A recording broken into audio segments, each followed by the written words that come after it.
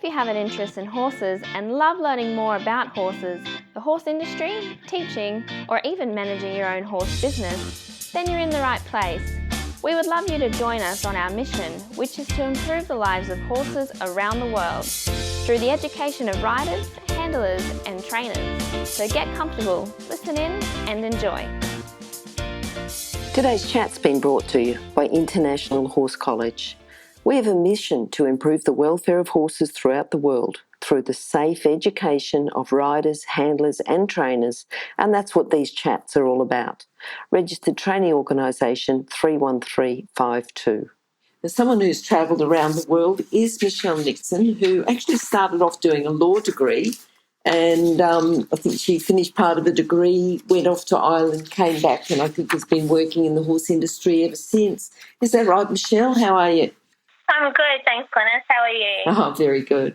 Michelle, normally we start off with a favourite quote, and I know you've got a good one for me. So what is it? So my quote that I kind of is very poignant in my life at the moment is that doubt kills more dreams than failure ever will. Okay. So just the overthinking, the over-managing, the over-worrying about little things tend to stop us from seeing the bigger picture and going forth. And usually once we sort of get over that little niggle, we tend to, not all the time, but we tend to achieve what we want to achieve. Yeah. So just thinking about it and thinking that you can't do it, that's a failure already. If you do something, and even if you don't get to it, at least you've given it a go. Yeah, and it's putting you in the completely wrong mindset straight from the beginning. You're already thinking, as you said, failure rather than thinking, I can accomplish this or how can I accomplish this? Yeah. Now, I'm thinking, Michelle, because you're a coach, when did you start coaching? Did you start teaching people because they saw you ride and, you wanted to start teaching them, or did you say, I'm going to be a coach and I'm going to get qualified and then I'm going to be a coach? How did that work out for you? So to start off with, I kind of I did pretty well with my horses, and people would come up and just ask me, as a competitor? As a competitor, yes, yeah. And the fact that my horses are usually always in a pretty good nick and, they're looking well and healthy, and they're quiet, they're quiet and they're easy to handle most of the time and doing well in the competitive sphere. And so, people would come up and just say, what do you feed and what do you do here and, do you do, and just ask for bits of information. But I probably didn't really contemplate becoming a coach until I started really getting into lessons with Ron Patterson, who's a level 3 coach educator and level 3 coach and a coach educator. And a guest on Horse Chats. So, absolutely. One of your first, I think. So he just opened my mind to just how big and how vast the whole horse industry is.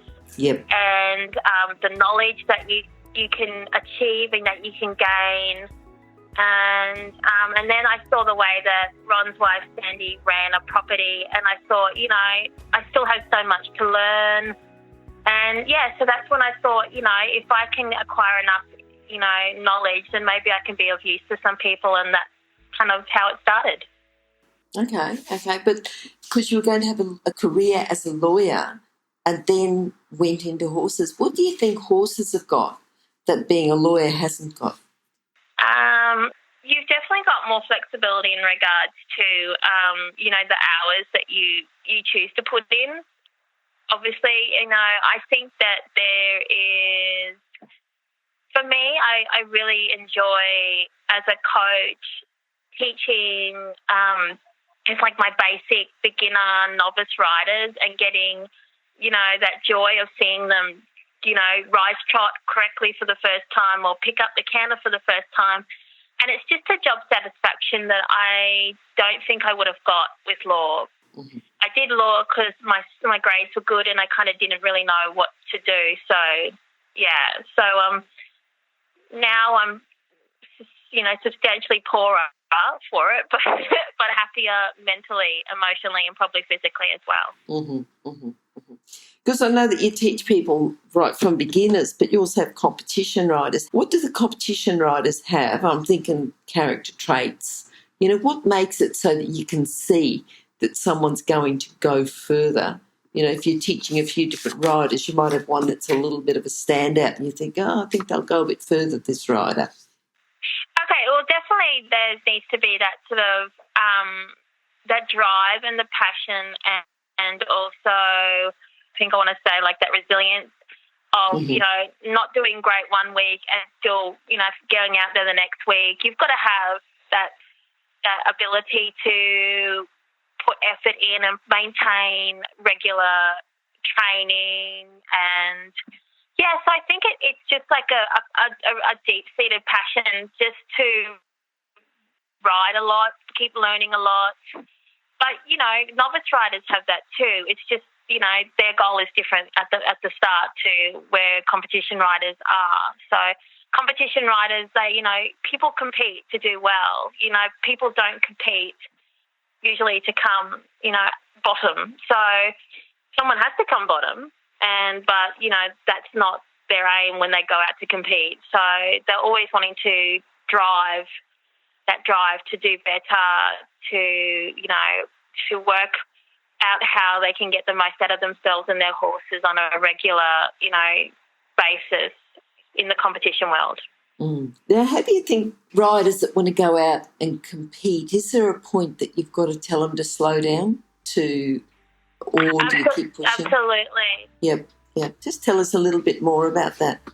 Absolutely, yeah. I think it's really easy, and it's not just with competition riders as well. I think it's just if you're training at home and your horse is going well, you always feel like you want to ask for a little bit more and a little bit more.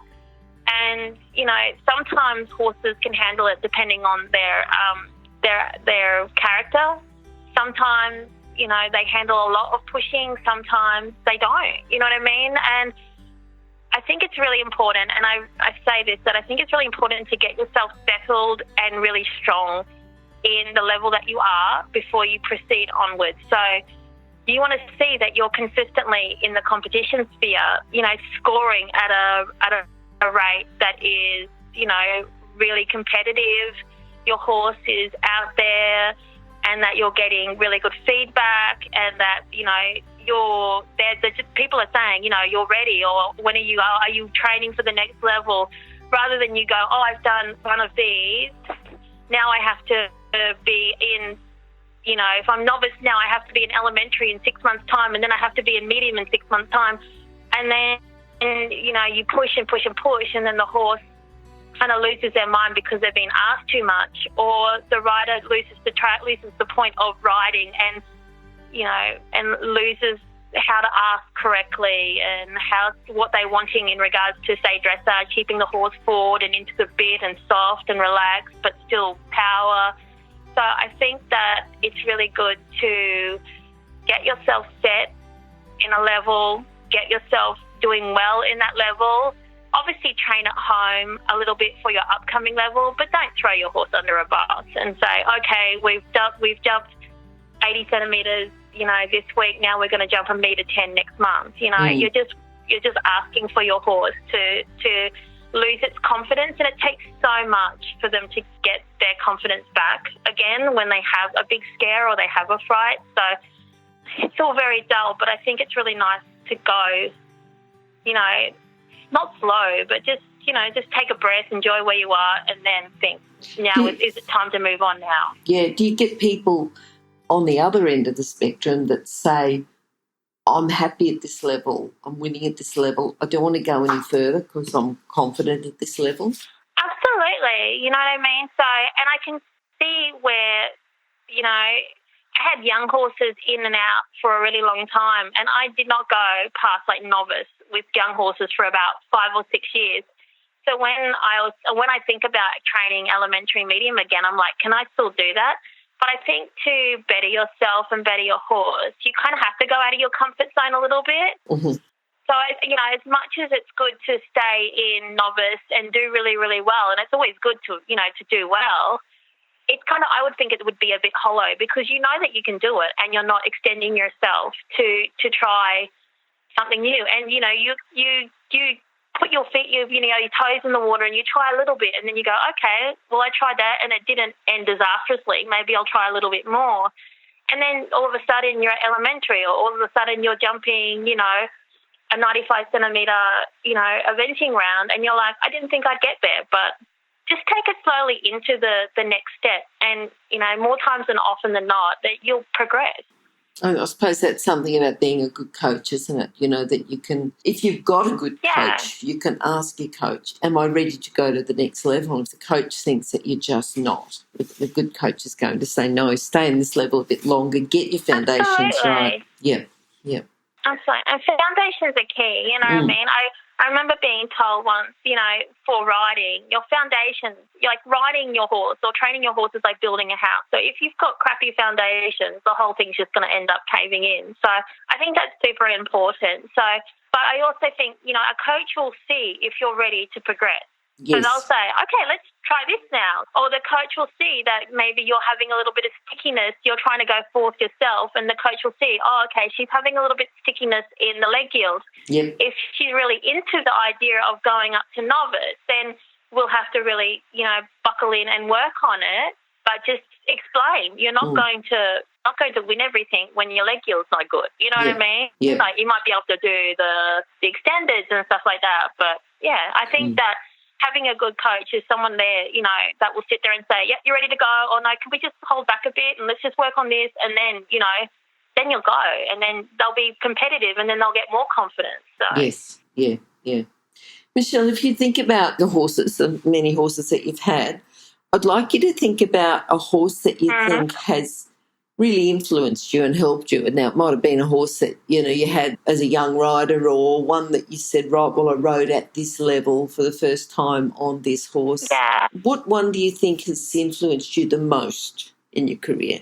Okay, well, I've probably got two, to be honest, and I didn't have my own horse till I was 19, so I never did the little pony thing, and I pretty much went straight into big horses, and I did a couple of years at the pony club, just, you know, fluffing around in pony club. And then I got a lovely thoroughbred that was actually doing endurance at the time.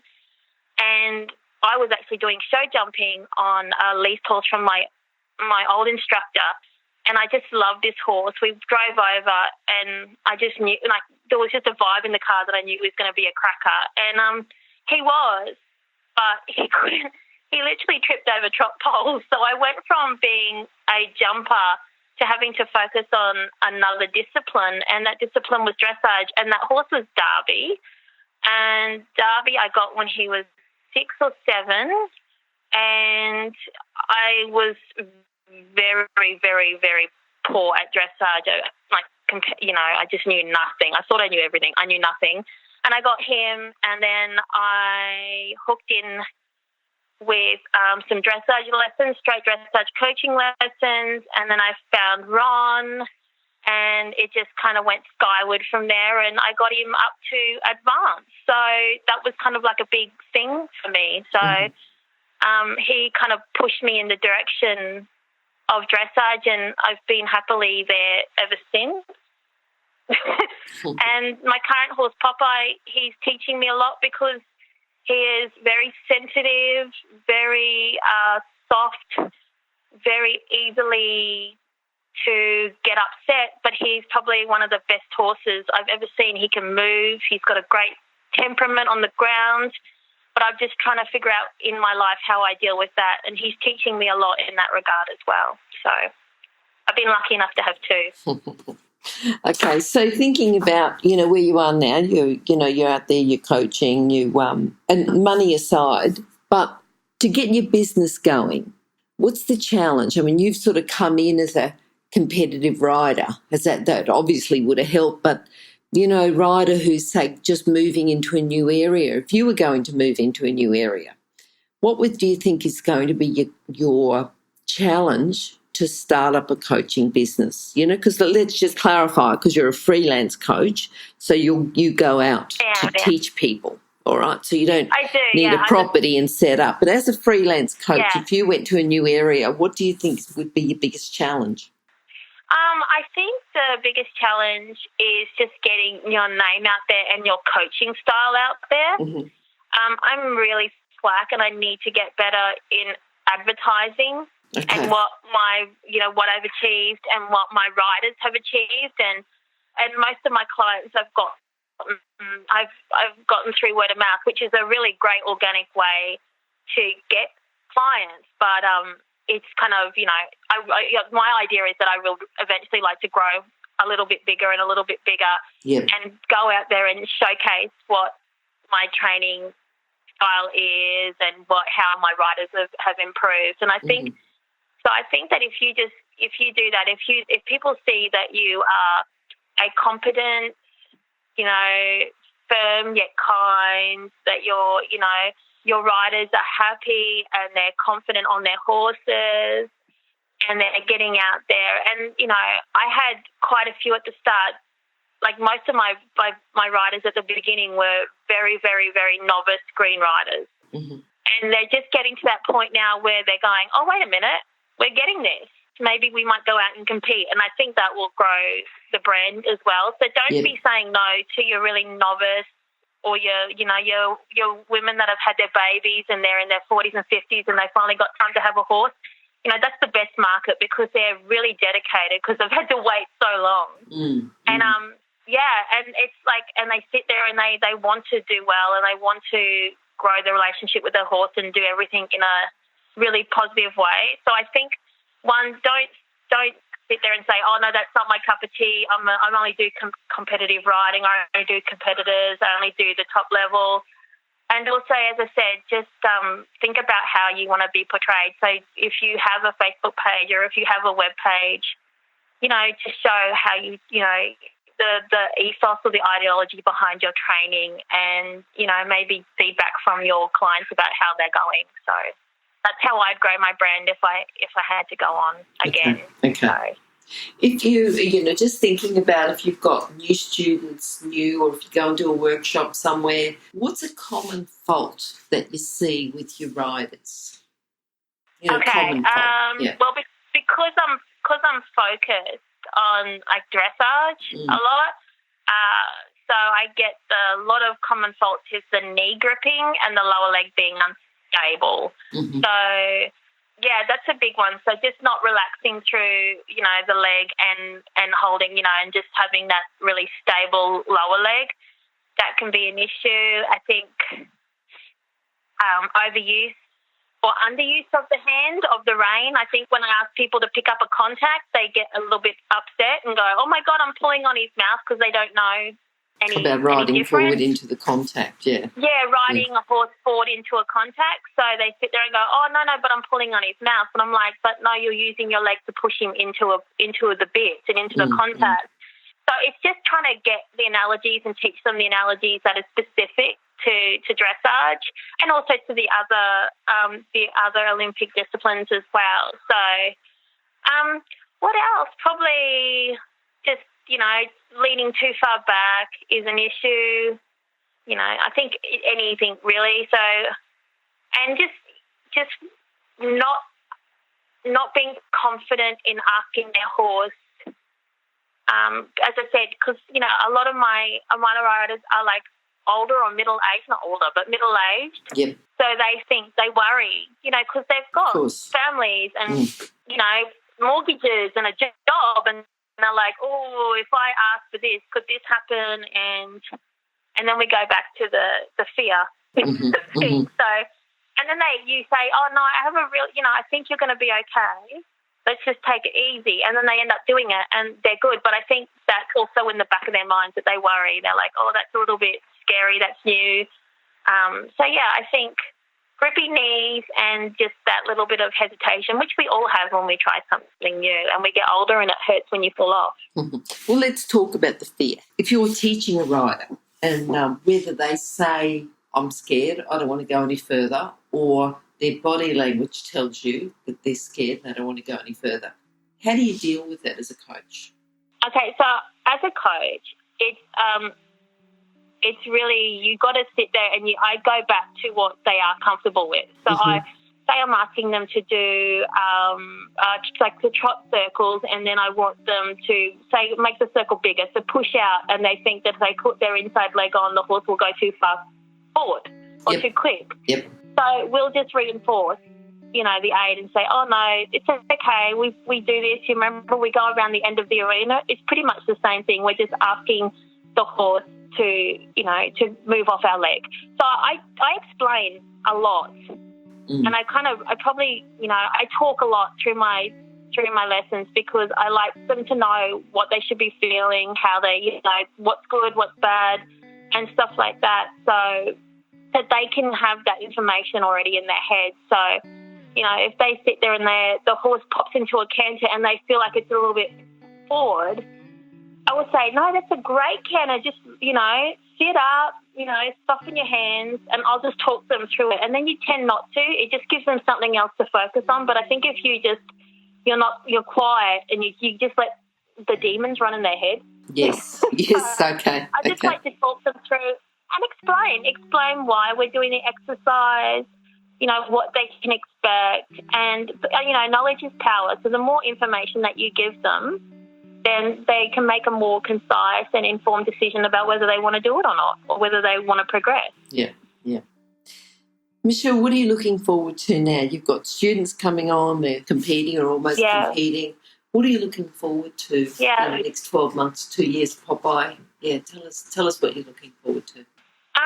Well, with Popeye, I'm just looking forward to having a bit more consistency. We had a pretty ordinary year this year in regards to getting him in consistent work. For one reason or the other, he was either a little bit sore or there was something else going on, or we had a setback. So consistency with Popeye would be great, and if we can get out again and compete like we did at the beginning of the year, that would be great because he's a super horse and I'd love to show him off because I just adore him. But in regards to my coaching, I probably would love to grow my business that little bit more. So the idea is to set up a Facebook account or Facebook profile for my business. I'm really dodgy with Facebook. I don't put anything up there at all, but I'm barely on it.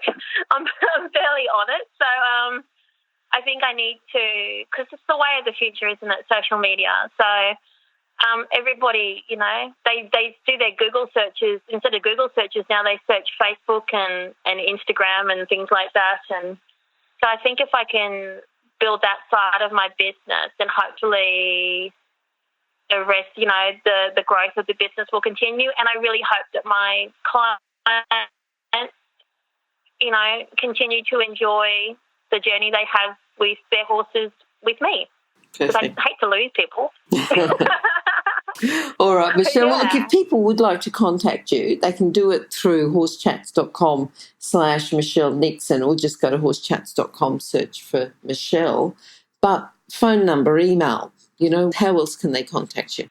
So I guess all my details will be on the EA website, and you just coach search my name. But my mobile is just 0439785500. No worries. Workshop, you'd travel to that, but just for individual lessons, how far do you travel? Okay, so based in Sanford, currently going out to Daybra. So it's usually like the 20-30 minutes. I'm happy to go like in the vicinity of Sanford. So, and happy for people to come. We have arena access here. So if people don't have an arena access but they do have a float, then we're set up for people to come here as well. Perfect. All right, Michelle, great to talk to you, and hopefully we'll be catching up with you again soon. Yeah, that sounds great, Glenys. Thanks so much. Bye. Bye. If you've enjoyed this chat, then please comment, rate and subscribe. If you'd like any changes or recommendations for guests, then please contact us through horsechats.com. And while you're online, have a look at the government-accredited courses at internationalhorsecollege.com. Registered Training Organisation 31352. Remember that our comments and instructions are general in nature and do not take into consideration your individual horses or your individual ability and circumstances. If you enjoyed this podcast, then please leave your comment below.